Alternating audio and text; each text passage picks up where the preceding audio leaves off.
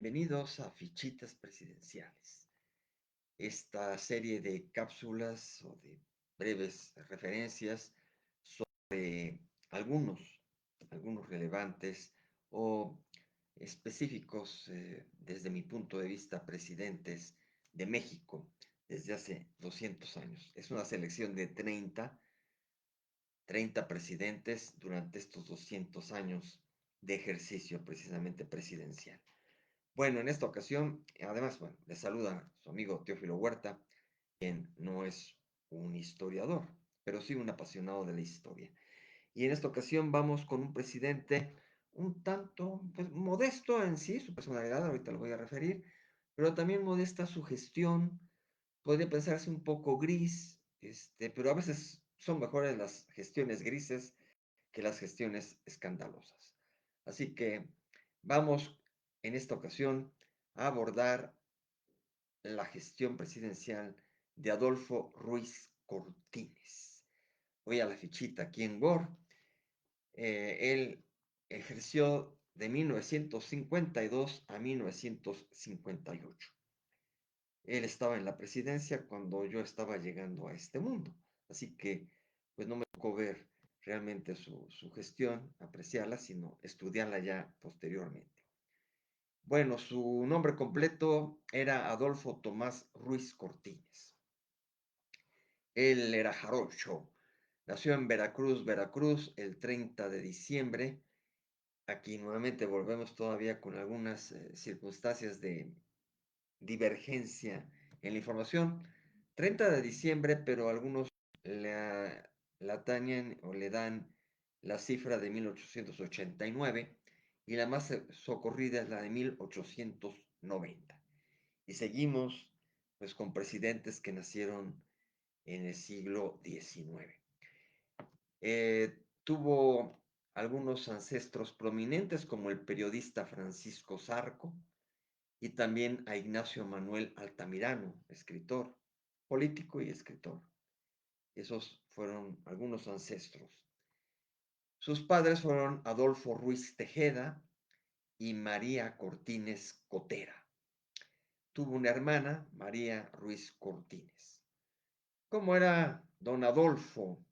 Jugador, sencillo, honesto, austero, amiguero, fiestero, bohemio, visionario, sentencioso, meticuloso, enigmático, honrado, ordenado, organizado, pulcro, diplomático, patriota, enervante, hábil, calculador, astuto e irónico.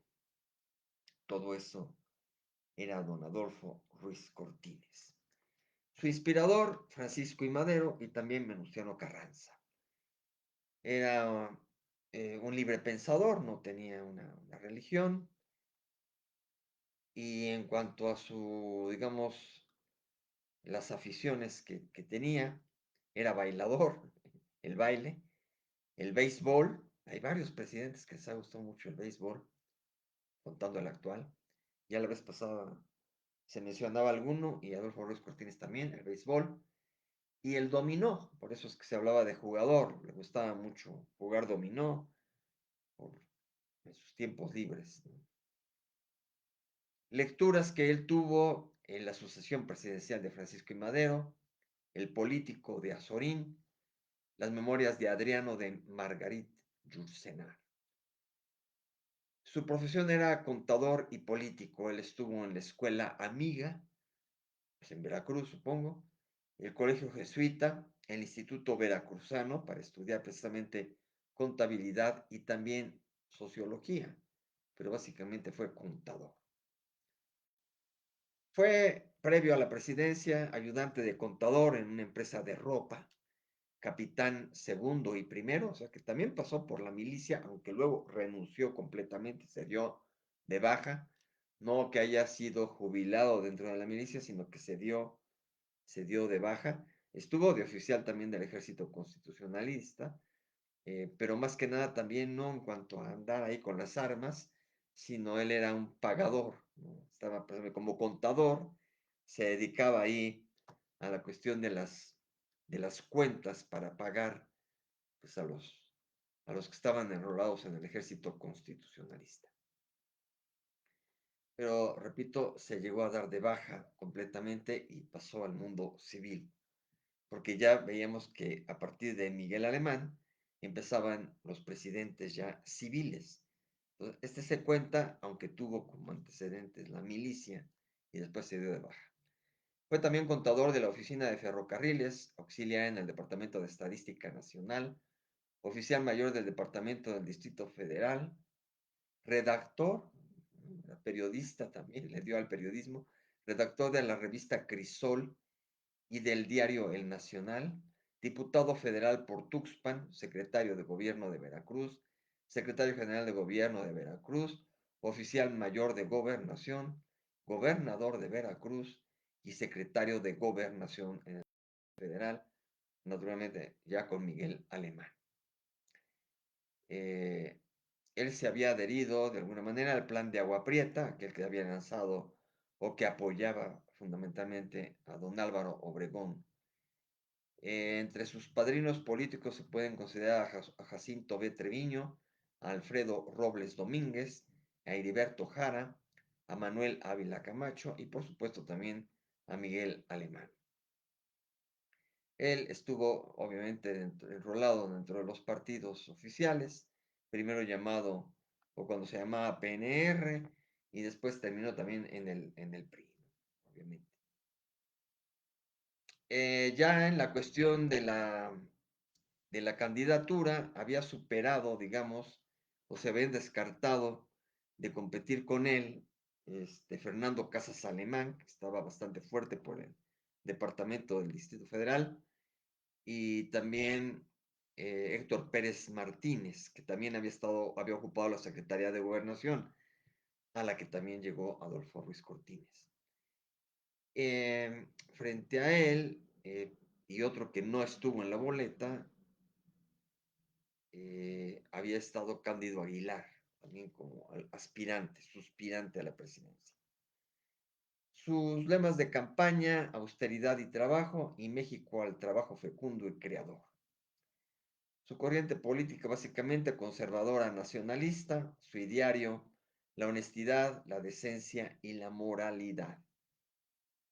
Mucho antes que llegara Miguel de la Madrid con su renovación moral de la sociedad, le antecedió Adolfo Ruiz Cortines y él sí con muy buen ejemplo. Él venía de, de ser un tipo que había llevado también su gubernatura en Veracruz con bastante pulcritud, ¿no?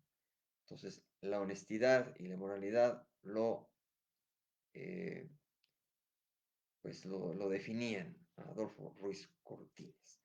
Tuvo de jefe de campaña el que vendría a ser su sucesor, Adolfo López Mateos.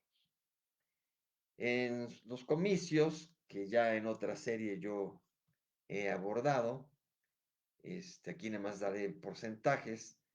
En los comicios que se celebraron el 6 de julio de 1952, resultaron, y estos fueron los primeros precisamente, me parece, bueno, aquí ya me confundí si estos o los siguientes es donde ya participó la mujer votando. Pero bueno, por lo pronto, eh, por otros candidatos, pues votaron algunas personas, pero no alcanzó porcentaje. Estuvo en la boleta Vicente Lombardo Toledano, que había sido líder de la CTM, que pues es una confederación adherida al PRI, pero él pues de alguna manera coqueteó en ese sentido ahí también con el propio partido, aunque después se deslindó y fue por el Partido Popular, que de alguna manera él fundó. Después este Partido Popular se le agregaría un adjetivo de socialista, pero en ese momento era nada más Partido Popular. Y obtuvo apenas casi el 2%, muy poquito.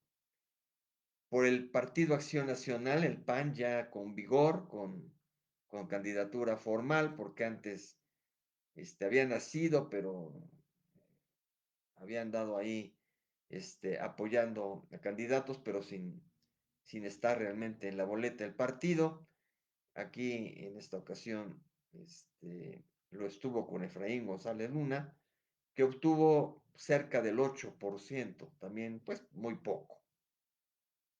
que sí le compitió más por la Federación de Partidos del Pueblo Mexicano y por el Partido Constitucionalista Mexicano, fue Miguel Enríquez Guzmán, un exmilitar también, supongo que ya también ahí era exmilitar para que le dieran chance de andar en la jugada, no sé, pero Miguel Enríquez Guzmán había pertenecido, había seguido toda la secuencia y el apoyo a Venustiano Carranza y por eso lo apoyó aquí en este caso el Partido Constitucionalista Mexicano y después había estado todavía ahí en el relajo del gabinete y esas cosas, pero se deslindó, él aspiraba también en algún momento a ser candidato, ya no en esta elección, sino anteriormente, y en esta elección pues también, pero ya dijo, pues voy por mi lado porque si no, no me van a tomar en cuenta.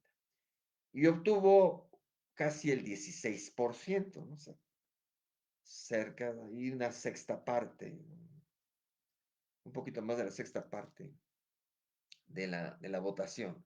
Lo que fue una competencia, pues, bastante, eh, digamos, subrayada. Incluso sus seguidores consideran que también aquí, por más que haya sido este, un candidato, el otro, el del PRI, Adolfo Ruiz Cortines, eh, pues no con muchos reflectores, etcétera, consideran que Miguel Enríquez Guzmán, sus partidarios, pudo haber ganado. Entonces también salió a colación en aquel tiempo un fraude electoral, aunque no de esos así llamativos, fuertes, escandalosos. Un poco sí, incluso eh, el anterior fue un poco más sonado, el de Almazán, pero le siguió, digamos, en turno, ¿no? Bueno, entonces Adolfo Ruiz Cortines, por el PRI, obtuvo el 74%, ¿no? Lo cual, pues, arrasó, ya no con el 100 o el 90, los que se venían dando, quizá ya a partir de aquí ya no hay tanto, claro, con López Portillo, que fue candidato único, se repitió mucho, pero, pero con competidores, ya empezaba a regularse un poquito ahí, moderarse la elección, aunque de todos el 74, pues se da razón, ¿no? Obviamente Ruiz Cortines. Entonces el otro candidato, que hablaba yo del fraude, el candidato Enríquez, Miguel Enríquez, denunció falta de limpieza en las elecciones. Y al día siguiente de la jornada electoral, los enriquistas fueron reprimidos en la capital. Eh, Incluso se habla de 524 que fueron aprendidos y otros muchos heridos. Y por ahí, como siempre, en algunos casos se habla hasta de muertos, ¿no? Así que fue una elección que se ensució finalmente, ¿no? Y hubo mucho escándalo ahí con los enriquistas. Eh, Hubiera cambiado también ahí la historia si la oposición se hubiera impuesto y hubiera ganado Miguel Enríquez Guzmán. Desde entonces hubiera sido una situación muy diferente en el país. Pero ya el PRI, pues estaba muy bien estructurado, muy bien asentado y ya difícilmente se le iba a quitar el poder hasta que hubiera una situación que se dio a finales de los 80 y que empezó a mover las aguas.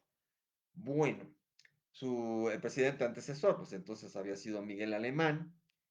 El periodo que cubre Ruiz Cortines es del 1 de diciembre de 1952 al 30 de noviembre de 58, cuando yo tenía 2 años de edad. Bueno, y él asumió la presidencia a los 62 y la culminó a los 68 años. Vean, cosas curiosas.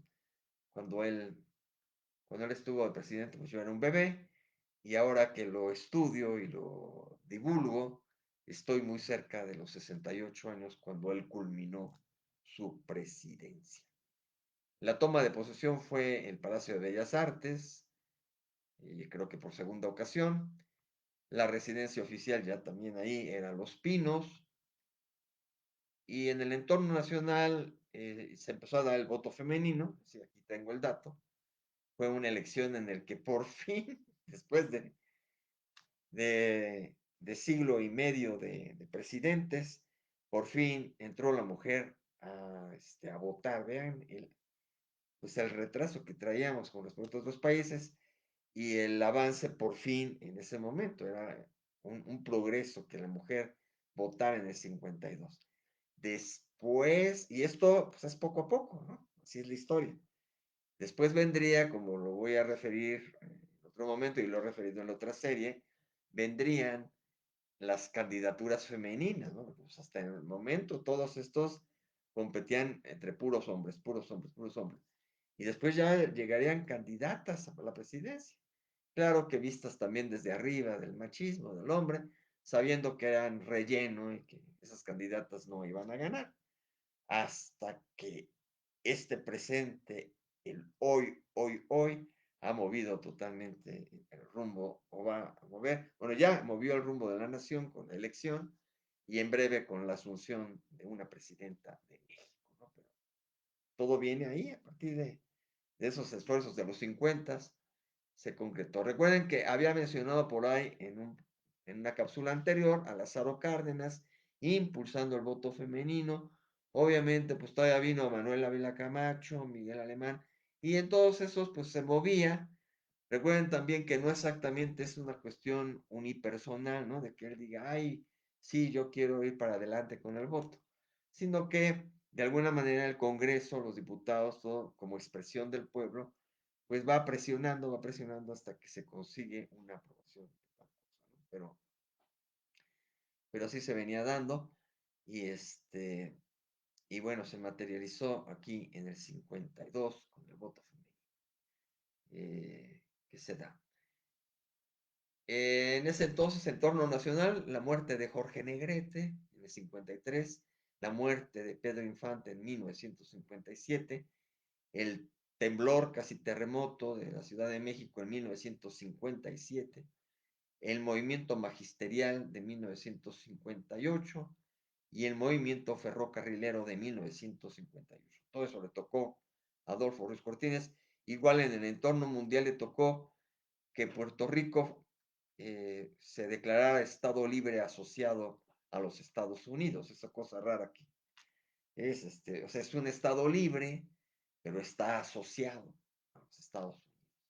Entonces, en unas cosas va con él, maneja el dólar, no manejan prácticamente visa para Estados Unidos, se mueven libremente, etcétera.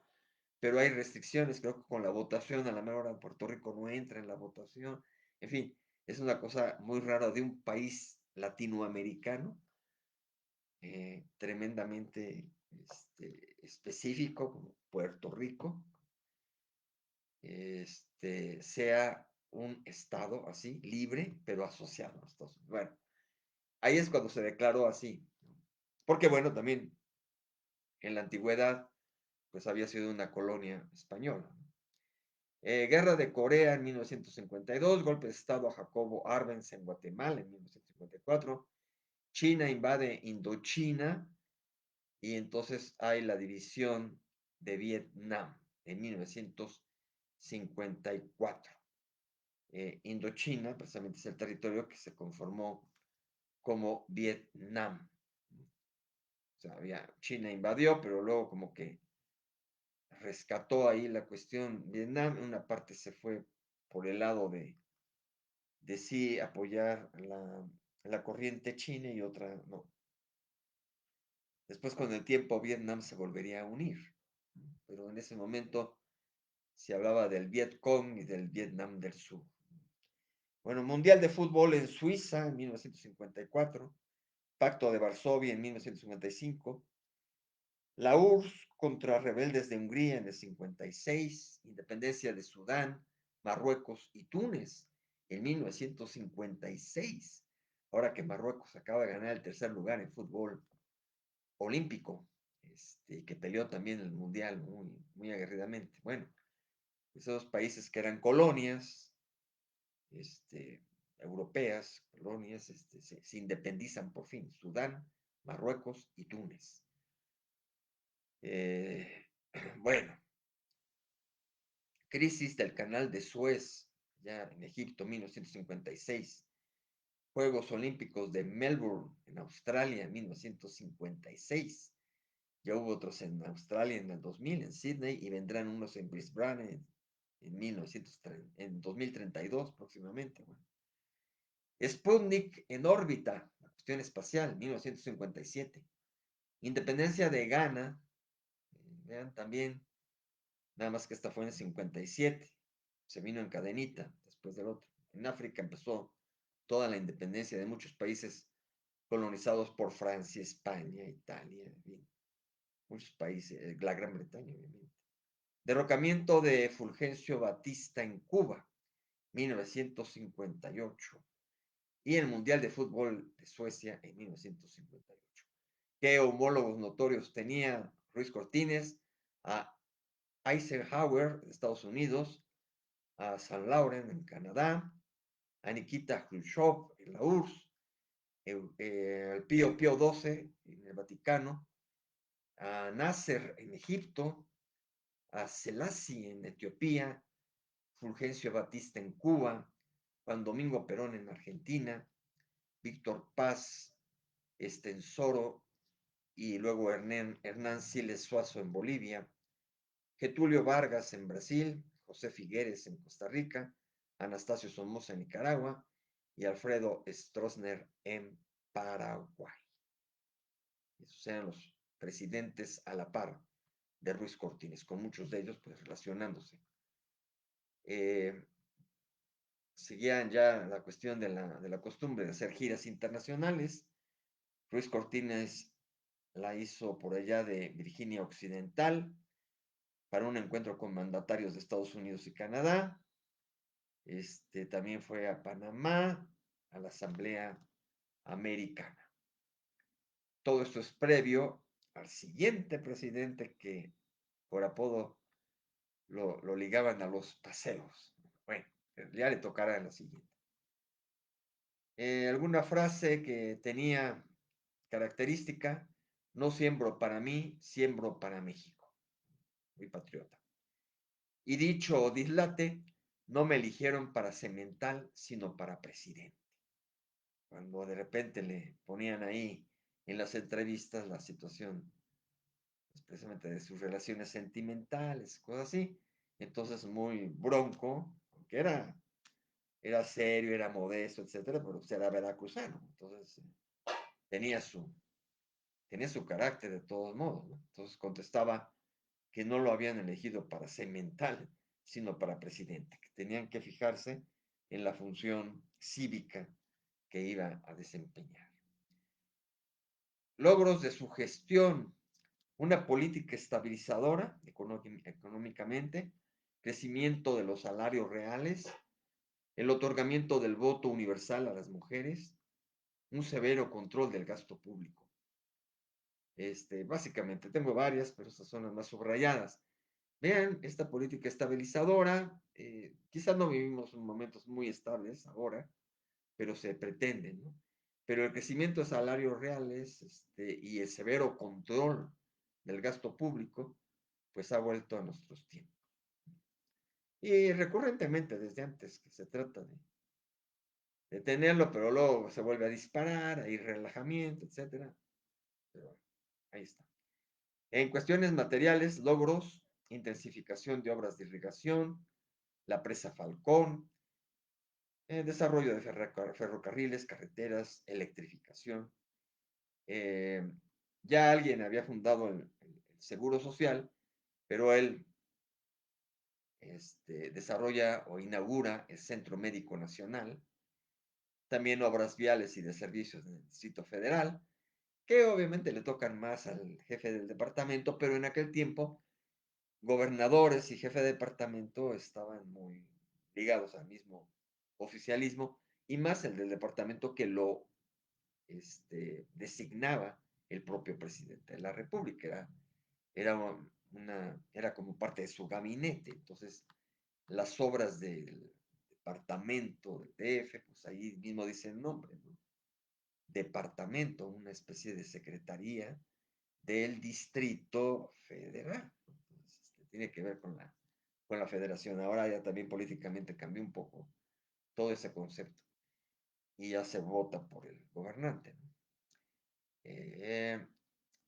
apoyo en la fundación del Partido Auténtico de la Revolución Mexicana para los viejos generales, o sea, les da coba a aquellos que todavía decían que se estaba desviando toda la idea del PRI, de la Revolución Mexicana, etc. Entonces, para que no hubiera esa inconformidad, los apapachó, el gobierno sufragó gastos para la fundación del propio PAR. El nombre era el mismo prácticamente del PRM de antes, pero con un auténtico, ¿no? Partido Auténtico de la Revolución Mexicana.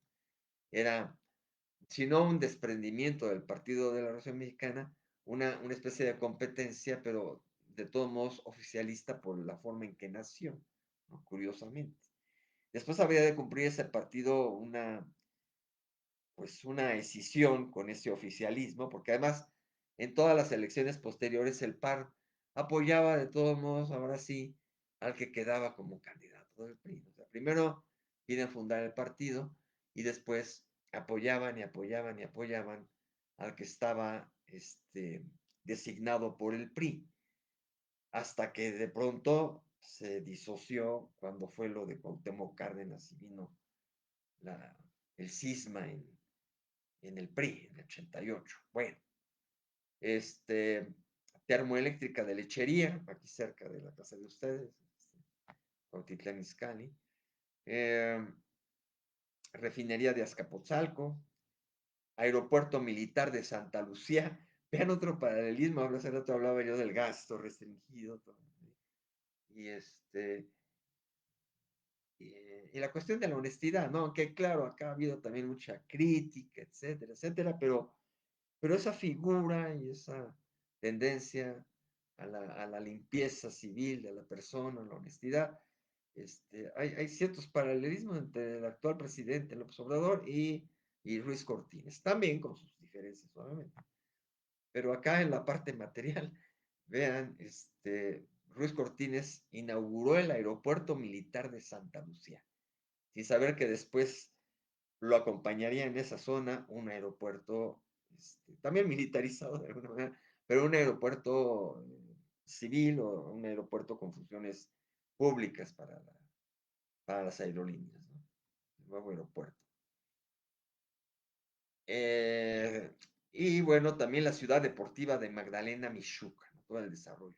En la parte material, entonces hubo mucho desarrollo y mucho focalizado también en el DF, pero repito, tenía mucho que ver, obviamente. En cambio, sus problemáticas o hierros, el movimiento magisterial que le explotó, los maestros, que después pues ha habido nuevamente ahí, pero con otras características. Este fue muy revolucionario, el movimiento de 1958. También el movimiento ferrocarrilero en el mismo año. La devaluación del peso, ahí sí tuvo que ver con una devaluación de peso bárbaro en un momento dado. Bueno, bárbaro, ya venía desde el anterior, se había devaluado con Miguel Alemán, y ya casi en todos los sexenios iba a haber algunas devaluaciones, aunque luego iba a haber ahí más estabilidad después. Pero bueno. Disolución de la Federación de Partidos del Pueblo, este, que fue, no, le causó ahí algún problema. La oposición de empresarios a ciertas políticas, la pugna siempre con la iniciativa privada. Gobernadores que empezaron a ser disidentes, priistas, pero disidentes.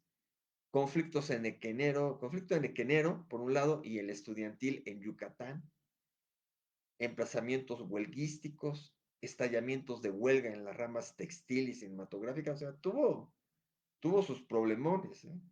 Invasiones de tierra, se empieza a dar mucho la migración a los Estados Unidos, el terremoto, pues, es una problemática que tuvo natural, ¿no?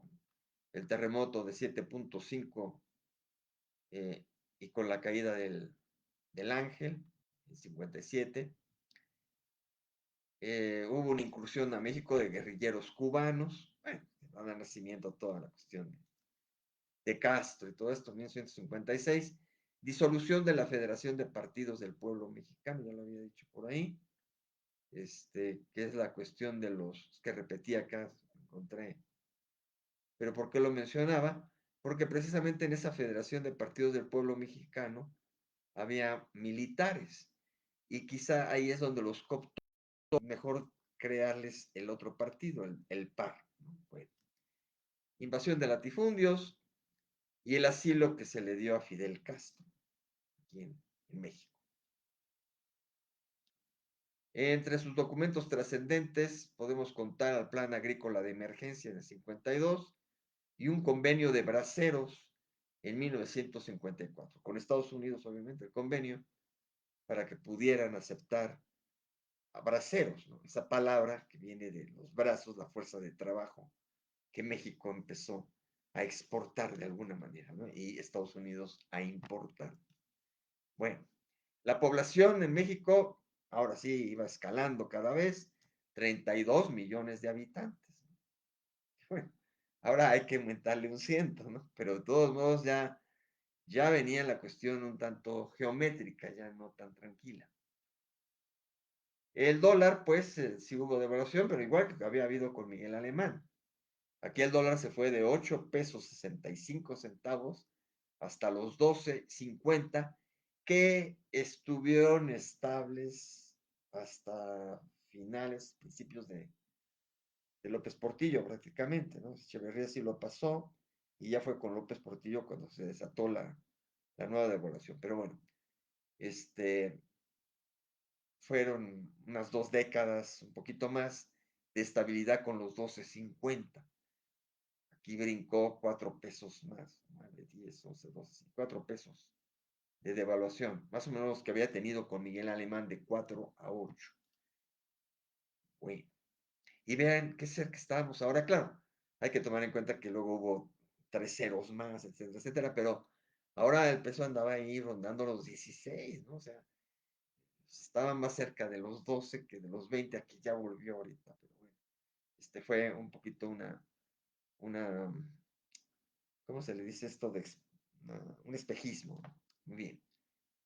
Bueno, obviamente voy a terminar con lo de la valoración, pero antes les platico que entre sus adversarios ideológicos estuvo Otón Salazar, que era de los líderes magisteriales, Miguel Enríquez Guzmán, Jacinto B. Treviño, Juan Barragán, y resentidos políticos, Marcelino García Barragán, nuevamente este individuo que ya andaba ahí mencionándose mucho antes, o sea, tenía un activismo además de militar político.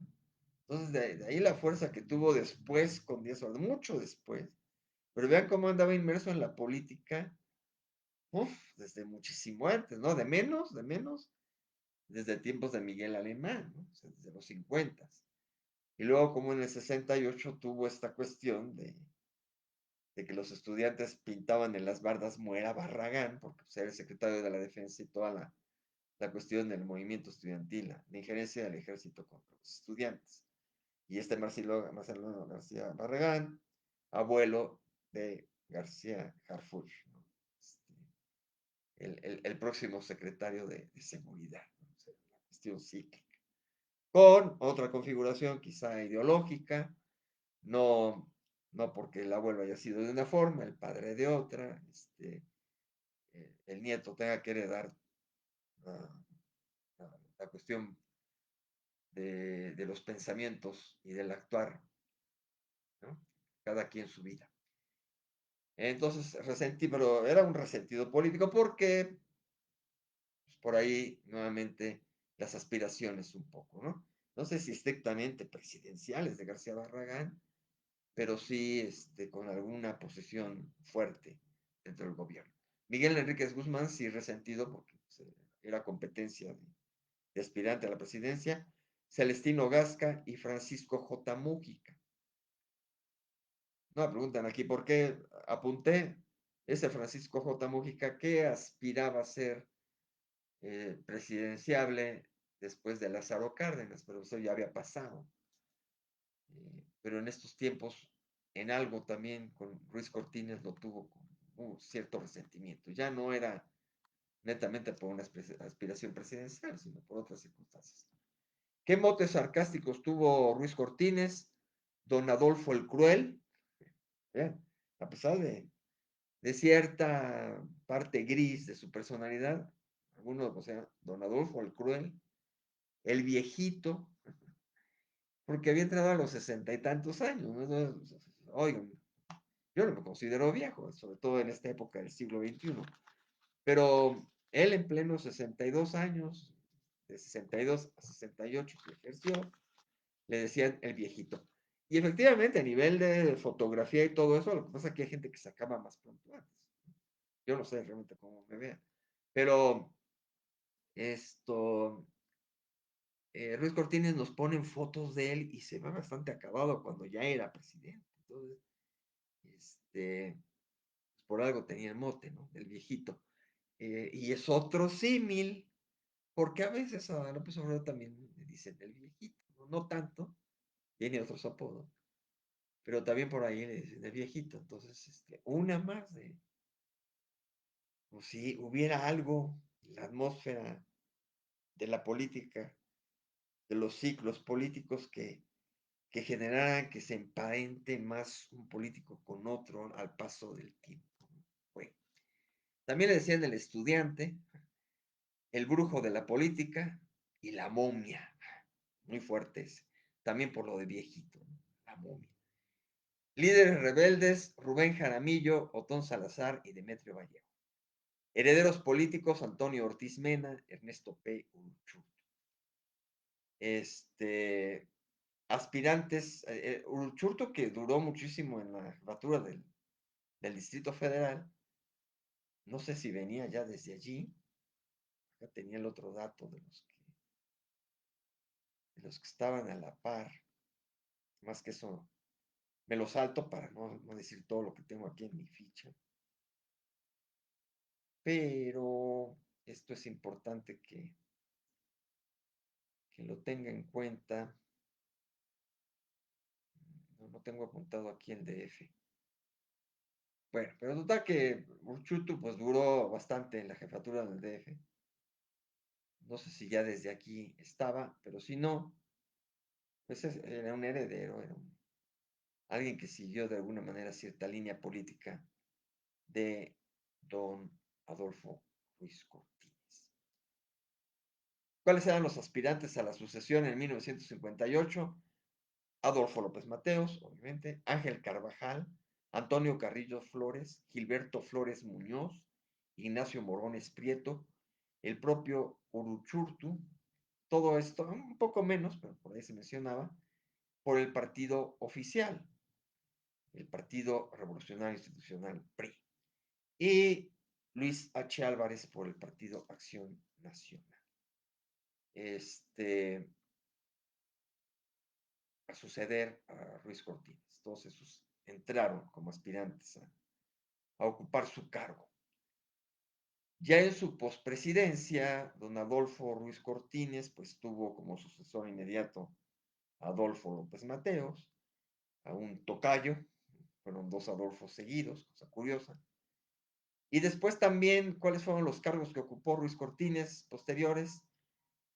Aquí se empezó a acostumbrar mucho, sí, el cobijo, presidente de la Comisión de Minerales y Metales No Renovables, y después también delegado fiduciario de Nacional Financiera. Esto de 1961 al 62. Todos estos puestos, pues en el gobierno, sí le dieron, pero en cargos menores. Ni siquiera ya secretario, ¿no? Que era muy fuerte esa situación que se había dado antes con Plutarco Elías Calles. Bueno, él fue autor de la estadística en México y sus principales problemas. Veracruz en cifras. De toda la experiencia que tuvo ella en Veracruz. Como propiedades, pues la casa en la Ciudad de México, no tengo aquí la referencia de dónde, pero un rancho en Veracruz, una residencia en Veracruz que hoy se conoce como Casa Museo Ruiz Cortines. No he tenido yo lo conocí este detalle hasta después y no hubiera ido al museo Casa Ruiz Cortines, que espero que esté bien cuidado, que siga funcionando, que esté abierto al público y que puede ser tan interesante como aquí, por ejemplo, la Casa Carranza. Es muy buen museo. Eh, Tuvo como esposas a Lucía Carrillo Gutiérrez, de 1915 a 1935, y después a María Dolores Izaguirre, ¿sí? Con quien se casó en 41. Bueno, de menos pasaron como 6 años antes de casarse, no como Santana, que a los cuantos meses y no semanas estaba en el duelo y a la vez en la fiesta del nuevo matrimonio, Santana, ¿no? Bueno, como hijos, pues tuvo de las dos esposas, a María Cristina, Lucía, Ruiz Carrillo, murió muy joven. Ahorita vamos a ver también lo de los restos, murió antes que él, su hijo, Adolfo Ruiz Carrillo, en el 62. Y también tuvo a Flor Ruiz Campos, este, como hijo, como hija única, con el segundo matrimonio. Esta Flor Ruiz Campos quizá todavía viva, ¿no? Que nació 3 años antes que yo. Entonces, tendría unos 70 años ahorita, ¿no? Flor Ruiz Campos. Y tuvo un hijastro con la mujer que se casó en segundas nupcias. Pues tuvo como hijastro, lo tuvo ahí en su casa, lo bien recibió, a Mauricio Loquen Izaguirre, que ya murió en 88. Bueno, nietos, y aquí ya voy a referir a veces los nombres de nietos de los anteriores, no porque algunos relevantes he mencionado alguno que otro, pero aquí, bueno, pues ya encontramos que puedan ser eh, personas que sobrevivan en la actualidad. Este que voy a mencionar murió hace muy poco, en 2019. eh, Adolfo Ruiz Vera, era un nieto, que seguía con el Adolfo, ¿no? También había por ahí un Enrique Ruiz Vera, no sé si también ya haya fallecido. Ellos conservaron muchas cosas, la cuestión precisamente de la casa Ruiz Cortines, y en los homenajes pues salían invitados, cosas así. Y por ahí también un nietastro, le puse yo nietastro, no sé si existe la palabra, ¿no? Pero el hijo del hijastro, Mauricio Loquen. Bueno, entre sus enfermedades tiene considerada la apendicitis. El desenlace de su vida fue por una insuficiencia cardíaca, por arterioesclerosis, a los 83 años. Sobrevivió un buen ratito después de su presidencia, 83 años. Lugar y fecha de deceso en la Ciudad de México, el 3 de diciembre de 1973. Sus restos descansan en el Panteón de Dolores, en la Ciudad de México. Y entonces también se creó una fundación Cotera Ruiz Cortines, no sé si sobreviva la fundación, la Casa Museo Ruiz Cortines en Veracruz. Hay una medalla mérito Adolfo Ruiz Cortines que entrega anualmente el gobierno de Veracruz. O sea, y en Veracruz es muy, muy distinguido, ¿no? Proclamado también patriota, hijo preclaro de Veracruz. Bien, entre las fuentes que consulté, la presidencia imperial de Enrique Krause, la historia de la Revolución Mexicana de Olga Pellicer y José Luis Reina, editado por el Colegio de México, el diccionario de Juana Vázquez Gómez, Milenios de México de Humberto Musacchio, y algunas cosas de internet, como la propia Wikipedia y otras cosas interesantes como Adolfo Ruiz Cortines, escrito por José Luis Melgarejo Vivanco, este, y bueno, hay otras cosillas más. Voy a la valoración final.